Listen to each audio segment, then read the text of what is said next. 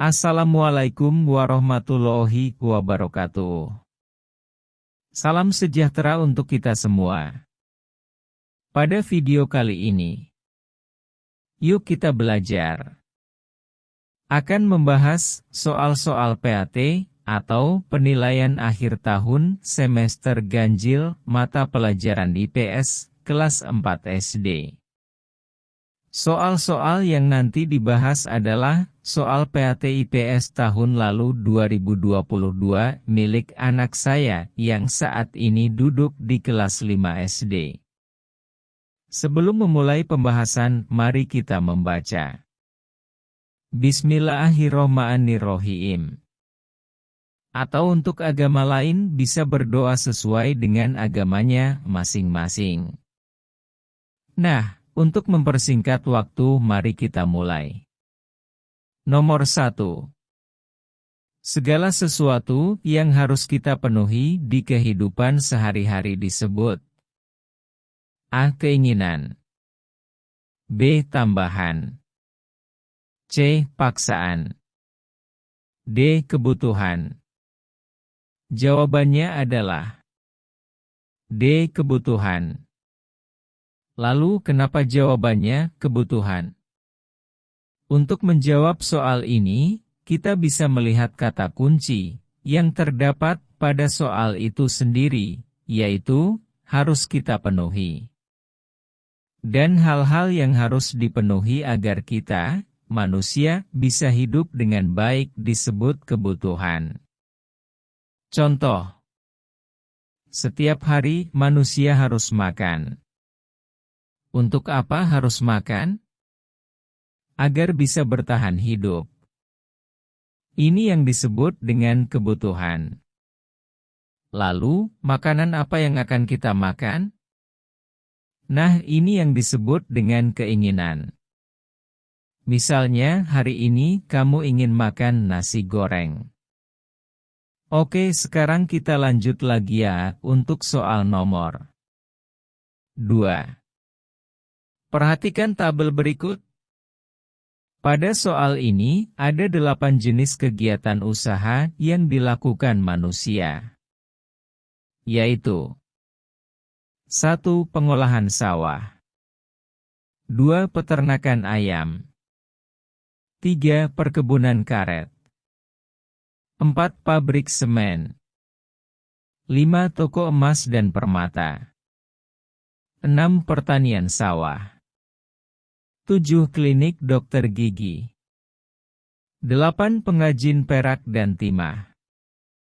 Yang termasuk kelompok kegiatan usaha agraris adalah A. 1, 2, dan 3, B. 4, 5, dan 6, C. 1, 3, dan 6, D. 2, 6, dan 8.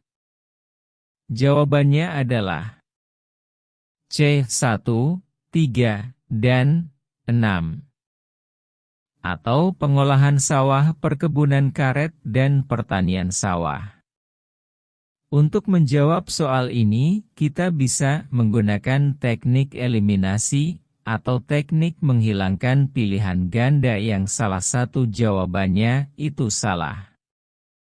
Ayo, kita perhatikan kembali isi tabel, dan beri tanda X untuk pernyataan yang salah. Seperti ini. Dapat kita lihat bahwa pernyataan pada nomor 2, 4, 5, 7, dan 8 adalah salah.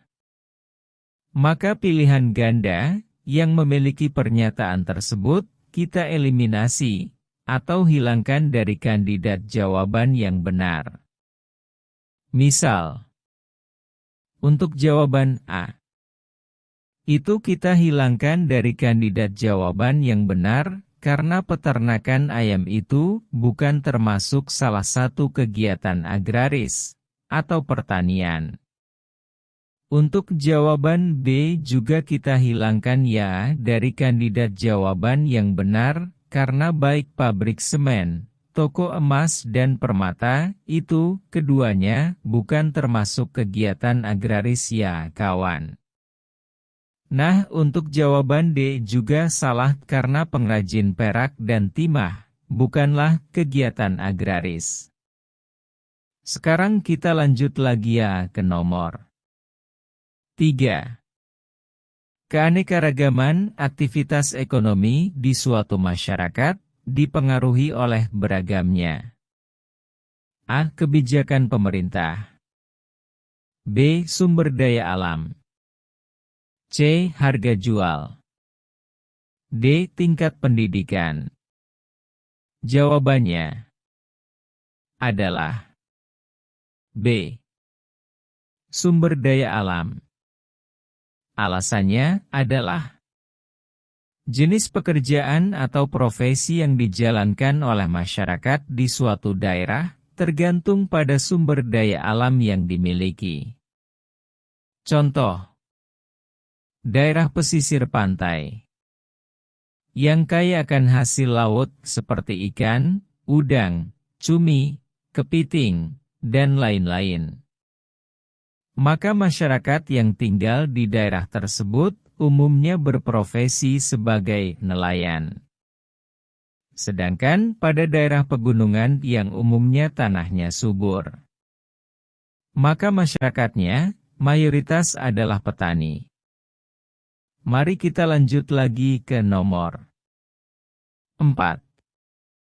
Sebagian besar mata pencaharian masyarakat yang tinggal di tepi pantai Pelabuhan Ratu adalah A. Petani, B. Buruh pabrik, C. Peternak, D. Nelayan. Jawabannya adalah nelayan. Seperti yang baru kita bahas di soal nomor 3, bahwa mayoritas pekerjaan di suatu masyarakat itu sangat dipengaruhi oleh sumber daya alam yang dimilikinya. Untuk di Pelabuhan Ratu sendiri, sumber daya alam terbesarnya adalah ikan, cumi, udang, dan hasil laut lainnya. Oleh karena itu, nelayan adalah profesi terbanyak di daerah tersebut. Ayo kita lanjut lagi ke nomor 5. Indonesia merupakan salah satu negara di benua Asia yang memiliki tanah yang subur dan dapat dimanfaatkan untuk A. Lahan perumahan, B. Lahan pertanian, C. Tempat perbelanjaan, D. Lahan peternakan. Jawabannya adalah B. Lahan pertanian. Untuk menjawab soal ini, kita dapat melihat kata kunci jawabannya yang terdapat di dalam soal, yaitu tanah yang subur. Tanah yang subur itu sangat diperlukan untuk pertanian. Sekarang kita lanjut ya ke nomor 6. Kegiatan yang dikerjakan manusia dalam rangka mencari penghasilan untuk memenuhi kebutuhan hidupnya disebut A. Kegiatan produksi, B. Kegiatan ekonomi, C. Kegiatan konsumsi, D. Kegiatan distribusi. Jawabannya adalah B. Kegiatan ekonomi. Dalam soal ini, untuk jawaban lain seperti A, C, dan D, atau kegiatan produksi, kegiatan konsumsi, dan kegiatan distribusi justru merupakan bagian dari kegiatan ekonomi. Dan oleh sebab itu, jawaban A, C, dan D itu salah. Ayo kita lanjut ke nomor 7. Kegiatan ekonomi ini cocok dikerjakan oleh penduduk di sekitar tempat pariwisata. Salah satu contohnya adalah A. Jasa, B. Pertambangan, C. Perkebunan, D. Pertanian. Dan jawabannya adalah A. Jasa. Untuk tempat pariwisata, penawaran akan jasa merupakan hal yang paling dibutuhkan oleh turis atau konsumen, seperti jasa penyewaan kendaraan, jasa penyewaan kamar, jasa pemandu wisata, dan lain-lain. Oke, sekarang kita lanjutkan ke nomor 8. Berikut ini yang tergolong kegiatan konsumsi adalah A. Penjahit memotong celana panjang milik pelanggannya. B. Ahmad memakai baju koko baru saat Hari Raya Idul Fitri. C. Penjual buah menjajakan dagangannya di terminal bus. D. Tukang cukur rambut yang sedang memangkas rambut pelanggannya. Dan jawabannya adalah B. Ahmad memakai baju koko baru saat Hari Raya Idul Fitri. Kegiatan memakai baju merupakan salah satu kegiatan mengkonsumsi atau menggunakan. Untuk jawaban yang A, C, dan D, itu salah karena merupakan kegiatan penawaran jasa, bukan konsumsi. Next kita lanjut ke nomor 9. Setiap hari, Bu Siti membeli singkong dan memasaknya untuk dimakan. Dalam hal ini, berarti Bu Siti termasuk seorang A. Pedagang, B. Produsen, C. Konsumen, D. Distributor. Jawaban yang benar adalah C. Konsumen. Bu Siti adalah konsumen karena beliau menggunakan singkong untuk memenuhi kebutuhan makan keluarganya. Mari kita lanjut lagi ke nomor 10. Kegiatan ekonomi yang cakupannya adalah mengantarkan barang-barang hasil produksi disebut A. Konsumsi, B. Konsumen, C. Produsen, D. Distribusi. Jawabannya adalah D. Distribusi. Untuk menjawab soal ini, kita harus mengetahui pengertian dari konsumsi, konsumen, dan produsen. Untuk pengertian konsumsi adalah kegiatan menggunakan barang atau jasa. Untuk konsumen adalah orang yang menggunakan barang atau jasa. Sedangkan produsen adalah orang atau pihak yang menghasilkan barang atau jasa. Oke, selanjutnya kita bahas nomor 11. Produksi adalah kegiatan ekonomi yang titik-titik barang. A. Menghasilkan, B. Memasarkan, C. Mengantarkan, D. Menggunakan. Jawabannya adalah A. Menghasilkan.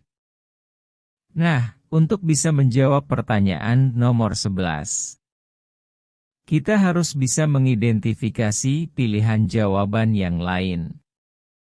Untuk jawaban B, memasarkan merupakan bagian dari proses jual beli barang atau jasa.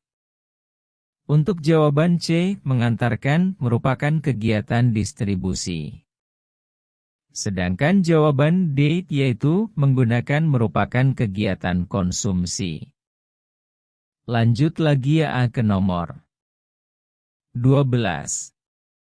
Saat melakukan kegiatan konsumsi, kita sebaiknya A. Membeli dengan tergesa-gesa, B. Membeli apa saja yang kita mau, C. Tidak membeli walaupun butuh, D. Membeli yang dibutuhkan saja.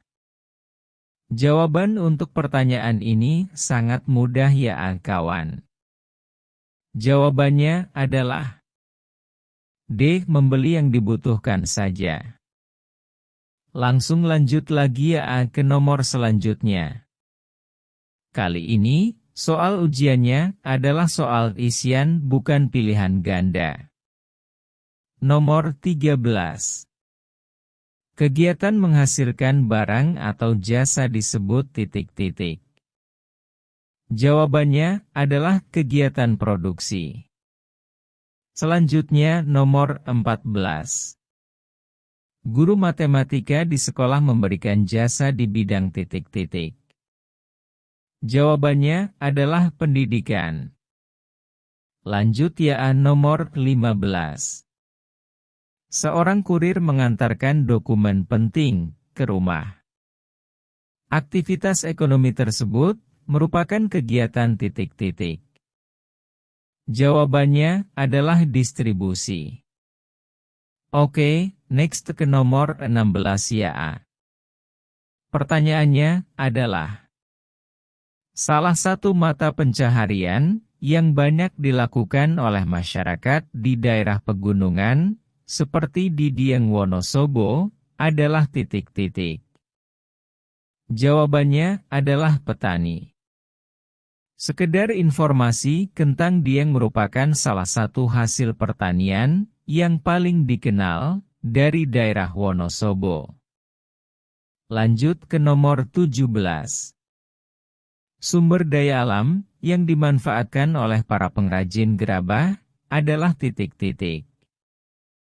Jawabannya adalah tanah liat. Para pengrajin membutuhkan tanah liat sebagai bahan baku utama gerabah. Untuk soal selanjutnya, yaitu soal nomor 18, 19-20. Kita disajikan dua buah gambar. Tolong kalian perhatikan dengan baik ya. Kira-kira itu gambar apa? Ya, benar, itu gambar gerabah. Sekarang jawablah pertanyaannya. Nomor 18. Kegiatan apa yang dilakukan pada gambar di atas? Jawabannya adalah pengrajin sedang bekerja, membuat gerabah. Lalu nomor 19. Bahan mentah apakah yang digunakan dalam kegiatan tersebut? Jawabannya adalah tanah liat. Lanjut pertanyaan nomor 20. Bagaimana cara mereka memasarkan benda-benda yang dibuatnya? Jawabannya adalah dengan menggunakan sosial media dan memasarkannya di marketplace atau mengikuti pameran seni. Untuk soal selanjutnya yaitu soal nomor 21 hingga nomor 32, soal yang diberikan adalah soal pilihan ganda kembali ya. Nomor 21. Sumber daya alam dibagi menjadi dua jenis, yaitu A. Sumber daya alam di pedesaan dan sumber daya alam di perkotaan. B. Sumber daya alam yang dapat diperbaharui dan sumber daya alam yang tidak dapat diperbaharui. C. Sumber daya alam alami dan sumber daya alam buatan. D. Sumber daya alam berbentuk benda padat dan sumber daya alam berbentuk cair. Jawaban yang benar adalah B. Sumber daya alam yang dapat diperbaharui dan sumber daya alam yang tidak dapat diperbaharui. Untuk pengertian dari sumber daya yang dapat diperbaharui, adalah sumber daya alam yang tidak akan habis digunakan, karena bisa diperbaharui, contohnya, seperti sinar matahari, air, tanah, dan lain-lain.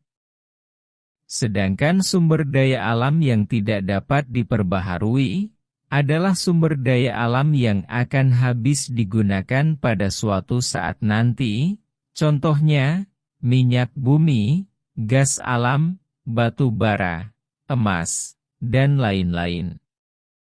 Hal ini bisa terjadi, karena proses terbentuknya sumber daya alam ini, membutuhkan waktu yang sangat lama. Ayo kita lanjut lagi ke nomor 22. Pada soal nomor 22, kita disajikan 4 pilihan jawaban dalam bentuk gambar. Coba perhatikan jawaban A. Di sana terlihat gambar mutiara. Untuk jawaban B, terlihat gambar penambangan minyak bumi di lepas pantai. Untuk jawaban C, terlihat gambar emas batangan. Dan untuk jawaban D, terlihat gambar sebuah penambangan batu bara. Dan untuk pertanyaannya adalah, sumber daya alam yang dapat diperbaharui, terdapat pada gambar titik-titik. Jawabannya adalah A. Mutiara. Alasannya, karena mutiara dapat diproduksi sendiri oleh manusia dengan cara memelihara atau menternakkan kerang laut. Sedangkan untuk minyak bumi, emas dan batu bara tidak dapat diproduksi sendiri oleh manusia. Semuanya itu dihasilkan oleh proses alami bumi yang membutuhkan waktu berjuta-juta tahun. Untuk nomor 23, tolong kamu perhatikan kembali gambar-gambar yang ada di pilihan jawaban pada nomor 22. Pertanyaan untuk nomor 23 adalah, sumber daya hayati ditunjukkan pada gambar titik-titik. Jawabannya adalah A. Mutiara. Alasannya, karena sumber daya alam hayati asalnya dari hewan maupun tumbuhan. Dan mutiara dihasilkan dari hewan, yaitu dari kerang laut. Selanjutnya, nomor 24. Di sini kita disajikan sebuah tabel. Tolong kamu perhatikan dengan baik tabel berikut. Di tabel, terdapat berbagai macam sumber daya alam. Yang pertama ada teh, lalu ikan, minyak bumi, cahaya matahari, air, tiram, pasir, dan yang terakhir adalah kerang. Pertanyaannya adalah, sumber daya alam yang tidak dapat diperbaharui adalah A. 1 dan 3, B. 2 dan 5, C. 3 dan 7, D. 4 dan 6. Dan jawaban yang benar adalah C. 3 dan 7 atau minyak bumi dan pasir. Untuk soal ini, mari kita gunakan kembali teknik eliminasi pada pilihan jawaban. Untuk jawaban yang A, salah karena teh dapat diperbaharui dengan cara menanamnya kembali. Untuk jawaban B, juga salah, karena ikan juga dapat diperbaharui dengan cara dibudidayakan. Dan untuk jawaban yang D, salah karena air juga dapat diperbaharui dengan cara penyulingan air atau membuat hutan tada hujan. Next, kita lanjut ya kawan, ke nomor 25. Berikut yang merupakan hasil pertanian yang dimanfaatkan untuk sumber bahan pokok adalah A. Bawang putih, mangga, jambu biji, dan kacang panjang. B. Jagung, kacang tanah, cabai, dan bawang merah. C. Kunyit, lengkuas, jahe, dan temulawak. D. Padi, singkong, ubi, jagung.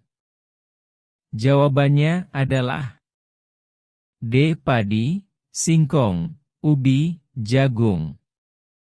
Alasannya, karena padi, singkong, ubi, dan jagung merupakan salah satu sumber karbohidrat yang harus dikonsumsi manusia setiap hari. Lanjut ya ke nomor 26. Pertanyaannya adalah, belerang, batu kapur, dan granit merupakan sumber daya A. Mineral non-logam, B. Mineral logam. C. Energi. D. Hayati. Jawabannya adalah A. Mineral non-logam. Alasannya adalah mineral non-logam adalah mineral yang unsur utamanya terdiri atas bukan logam, seperti oksigen, hidrogen, nitrogen, karbon, fluorin, klorin, fosfor, belerang, batu kapur, dan granit. Untuk jawaban B, yaitu mineral logam, contoh yang paling umum kita ketahui adalah timah hitam, mangaan, seng dan emas, pasir besi, timah putih dan nikel. Sedangkan untuk sumber daya energi, contohnya adalah minyak bumi, gas alam, dan batu bara. Dan untuk sumber daya hayati, contohnya yaitu kayu jati, karet, kelapa sawit, berbagai jenis ikan, ayam, sapi, sayuran, buah-buahan, dan lain sebagainya. Next, kita lanjut ya ke nomor 27. Pada soal ini, terdapat 5 pernyataan, di antaranya. Romawi 1, pembuatan kerajinan perak. Romawi 2, peternakan domba.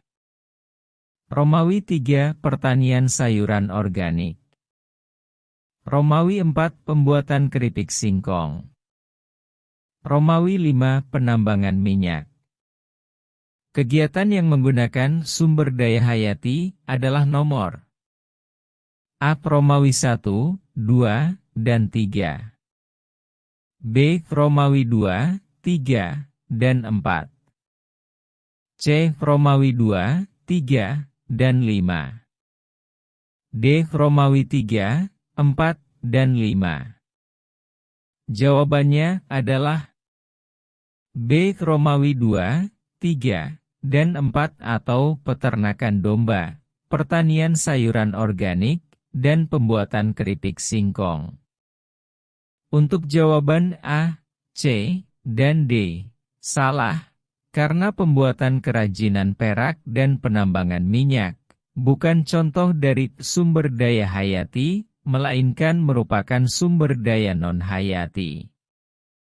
Sekarang, mari kita lanjutkan, untuk soal yang ke-28.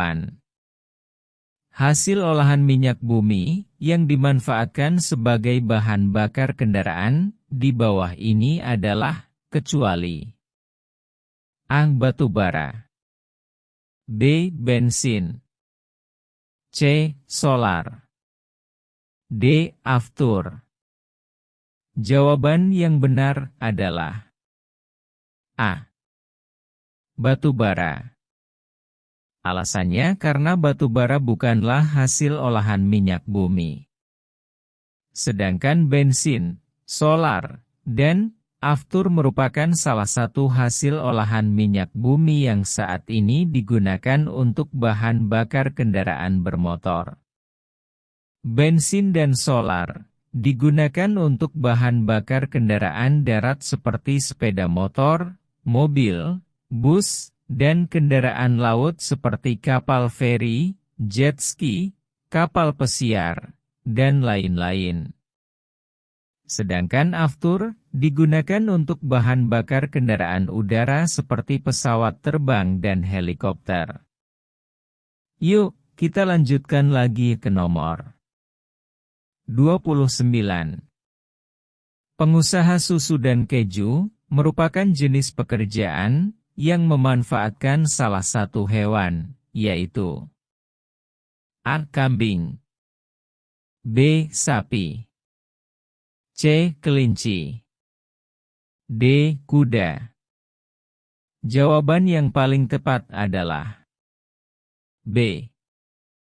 Sapi. Alasannya karena saat ini, hanya susu dari sapi yang diolah menjadi keju. Lanjut lagi ya ke nomor 30. Sumber daya alam berupa minyak bumi perlu dibatasi penggunaannya karena A. Tidak dapat diperbaharui. B. Dapat diperbaharui. C. Harus membayar. D. Banyak tersedia. Jawabannya adalah A. Tidak dapat diperbaharui.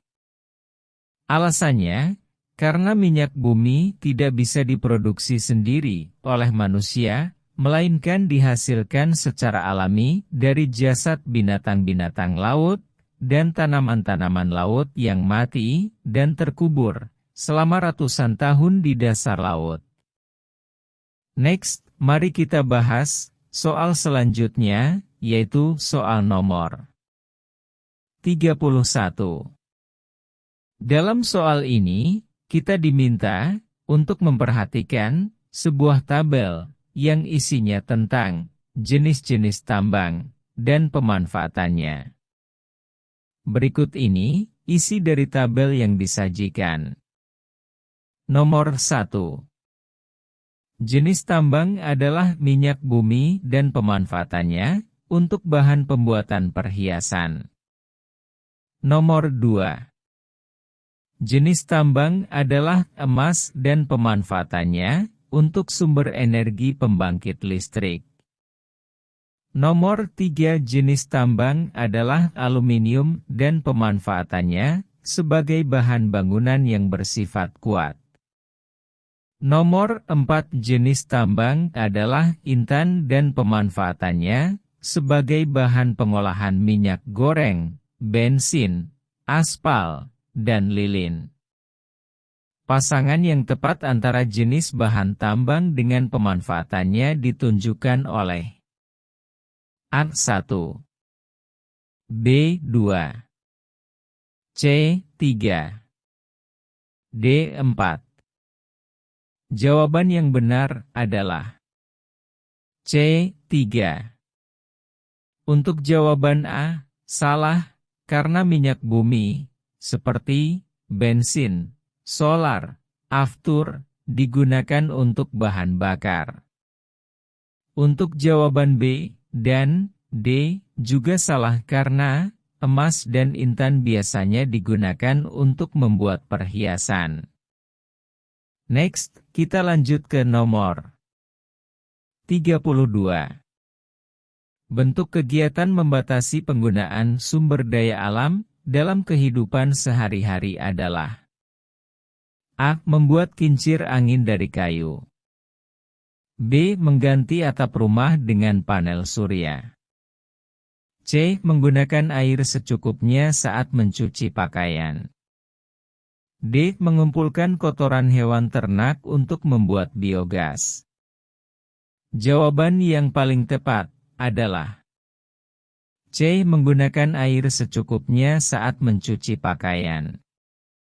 Agar kita dapat menjawab soal ini dengan tepat, kita harus bisa menemukan kata kuncinya. Untuk soal nomor 32, kata kuncinya adalah membatasi sumber daya alam. Dan jawaban C adalah yang paling tepat, karena menggunakan air secukupnya bisa diartikan juga membatasi penggunaan air. Next, kita lanjut lagi ya. Ke nomor 33. Berikut ini termasuk hasil laut dan sering dimanfaatkan untuk manusia, kecuali A. Rumput laut, B. Ikan tuna, C. Susu, D. Kerang. Jawabannya adalah C. Susu. Alasannya, karena susu yang biasa dikonsumsi oleh manusia, umumnya dihasilkan oleh hewan-hewan darat, seperti sapi, kambing, kuda, unta, dan kerbau. Untuk jawaban A, B, dan D itu salah, karena rumput laut, ikan, dan kerang merupakan hasil laut yang biasanya dikonsumsi oleh manusia. Next, untuk soal nomor 34 sampai dengan nomor 40. Kita disajikan kembali dengan soal-soal isian. Ayo, kita lanjut ke nomor 34. Segala sesuatu yang ada di alam dan dapat dimanfaatkan untuk memenuhi kebutuhan manusia disebut titik-titik. Jawabannya adalah sumber daya alam. Lanjut lagi ke nomor 35. Tanaman kina bermanfaat sebagai obat penyakit titik-titik. Jawabannya adalah penyakit malaria dan penyakit jantung. Sekedar informasi, bagian tanaman kina YG dijadikan bahan baku untuk obat penyakit malaria dan penyakit jantung, adalah kulit pohonnya. Oke, mari kita lanjut lagi ke nomor 36. Minyak bumi, batu bara, dan gas alam termasuk jenis sumber daya alam titik-titik. Jawabannya adalah sumber daya alam yang tidak dapat diperbarui. Sumber daya alam ini merupakan sumber daya alam yang secara fisik akan habis bila digunakan secara terus-menerus dan tidak bisa diproduksi sendiri oleh manusia. Yuk, kita lanjut lagi ke nomor 37. Pemanfaatan hasil hutan yang diperoleh dari sarang lebah, yaitu titik-titik. Jawabannya sangat mudah ya kawan. Yaitu madu. Sekedar informasi, madu lebah dikonsumsi manusia sebagai obat dan suplemen makanan. Lanjut lagi ke nomor 38. Wilayah Kepulauan Nusa Tenggara terkenal sebagai peternakan titik-titik terbesar di Indonesia. Jawabannya adalah sapi. Sekedar informasi, Provinsi Nusa Tenggara Timur merupakan salah satu wilayah produsen sapi potong yang berkontribusi dalam memenuhi kebutuhan daging sapi nasional, terutama wilayah Jabodetabek. Next, mari kita lanjutkan ke nomor 39 dan nomor 40. Pada dua soal terakhir ini, kita disajikan dua buah gambar. Tolong kamu perhatikan dengan baik ya kedua gambar tersebut. Setelah itu, kita baca ya pertanyaannya. Nomor 39. Sumber daya alam apakah yang dapat dimanfaatkan dalam gambar di atas? Jawabannya adalah sumber daya hutan, berupa kayu, dan non-kayu. Hasil hutan non-kayu, contohnya yaitu buah-buahan, getah dan resin, madu, rotan, terpentin, minyak kayu putih, damar, sagu, sutera, dan lain-lain. Next, kita lanjut ya kawan, ke soal terakhir. Nomor 40. Apa yang akan terjadi jika kita terus memanfaatkan hutan secara terus-menerus? Dan apa akibatnya? Jelaskan. Jawabannya adalah hasil hutan seperti kayu, lama-kelamaan akan habis karena terus-menerus ditebang. Hutan menjadi gundul, sehingga rentan terjadi bencana tanah longsor. Cadangan air tanah dan oksigen juga akan menipis karena ketiadaan tanaman. Alhamdulillah, akhirnya selesai juga ya kawan, video tentang pembahasan soal PAT atau penilaian akhir tahun, semester ganjil, untuk mata pelajaran IPS kelas 4 SD. Semoga video ini bisa membantu teman-teman. Semangat terus ya kawan. Semoga lancar dalam mengerjakan soal-soal ujiannya nanti ya. Nantikan terus video pembahasan soal PAT lainnya dari Yuk Kita Belajar. Akhir kata. Wassalamualaikum warahmatullahi wabarakatuh.